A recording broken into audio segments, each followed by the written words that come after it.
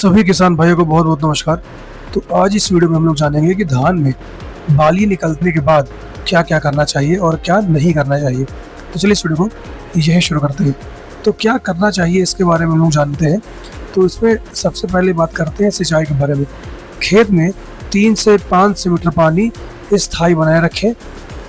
कारण क्या है इसका? पौधे में नमी बनी रहेगी और दाना सही से भरेगा। दूसरे हम लोग बात करते हैं तो पानी धीरे धीरे निकालें और कटाई से 10 से 15 दिन पहले पूरी तरह से सुखा दें। कारण क्या होता है इसका? खेत सूखने से दाने पकने और कटाई में आसानी होती है। दूसरे नंबर में बात करते हैं तो वो है न्यूट्रिशन पोषण।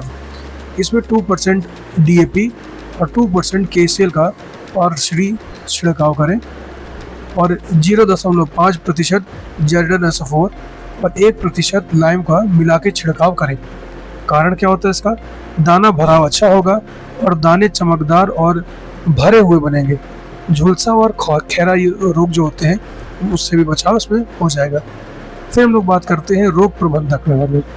इसमें बैक्टीरियल लीफ ब्लाइट, शीत ब्लाइट और ब्लास्ट के लिए ट्राइसाइक्लोजोल 0.6 ग्राम प्रति लीटर या फिर कॉपर ऑक्सीक्लोराइड 0.25% का स्प्रे हम लोग को करना चाहिए।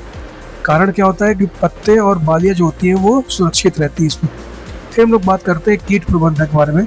तो गंधी कीट होता है उसमें एसीफेट 1 ग्राम प्रति लीटर डालें और ब्राउन प्लांट हॉपर में इमिडाक्लोप्रिड 0.3 ml प्रति लीटर डालें।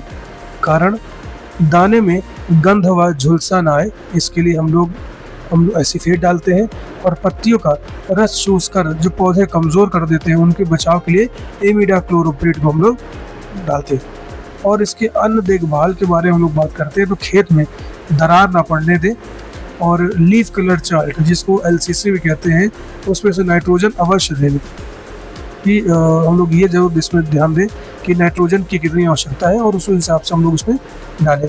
कारण क्या होता है कि संतुलित पोषण जब मिलेगा तो दाना सही से बनेगा। फिर खेत की निगरानी करें और चूहे और पक्षी निरंतर करें। कारण क्या होता है कि दाना नुकसान से बचेगा और बेहतर आपको यील्ड मिलेगी। अब हम लोग जानते हैं कि क्या क्या नहीं करना चाहिए। तो सबसे पहले सिंचाई के बारे में बात करते हैं तो खेत को सूखा ना छोड़ें। नुकसान क्या होगा इससे? दाने में खालीपन बढ़ेगा और बहुत गहरा पानी यानी कि 10 से 15 सेंटीमीटर से ज़्यादा ना रखें। कारण क्या होता है कि जड़ें दम तोड़ देती हैं और पौधा पीला और कमज़ोर हो जाता है। पोषण तत्व के बारे में बात करते हैं तो बाली निकलने के बाद यूरिया यानी कि नाइट्रोजन ना डालें क्योंकि इसमें बैक्टीरियल लीफ ब्लाइट, शीत ब्लाइट बढ़ेंगे और पौधे गिर सकते हैं। खरपतवार के बारे में बात करते हैं तो गहरी जुताई और रोटावेटर को ना चलाएं।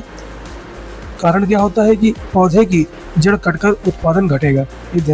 और इस अवस्था में हर्बिसाइड का छिड़काव ना करें क्योंकि फोटोटॉक्सिसिटी या फिर झुलसना जैसे रोग बढ़ेंगे और दिक्कतें आना शुरू हो जाएंगी। स्प्रे के बारे में बात करते हैं तो बहुत तेज़ धूप या फिर गर्मी में छिड़काव ना करें, पत्तियाँ इसकी जल सकती हैं। कई कीटनाशक और पोषक तत्व फंजीसाइड एक साथ मिक्स ना करें क्योंकि इसमें केमिकल रिएक्शन से फसल को नुकसान पहुंच सकता है। अब हम लोग जानेंगे कटाई संबंधी क्या क्या चीज़ ध्यान देना चाहिए। तो दाने भरने से पहले पानी निकालना ज़रूरी होता है क्योंकि दाना कच्चे रहेंगे और पैदावार भी इसकी वजह से घटेगी। कीट पतंगे, चूहे, पक्षियों को इग्नोर ना करें क्योंकि अंतिम उत्पादन 10 से 20% तक घट सकता है।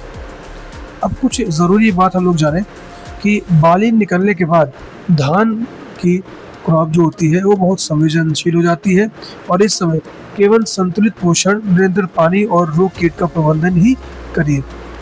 ज़्यादा नाइट्रोजन ना डालिए और ज़्यादा ज़मीन को सूखने ना दीजिए।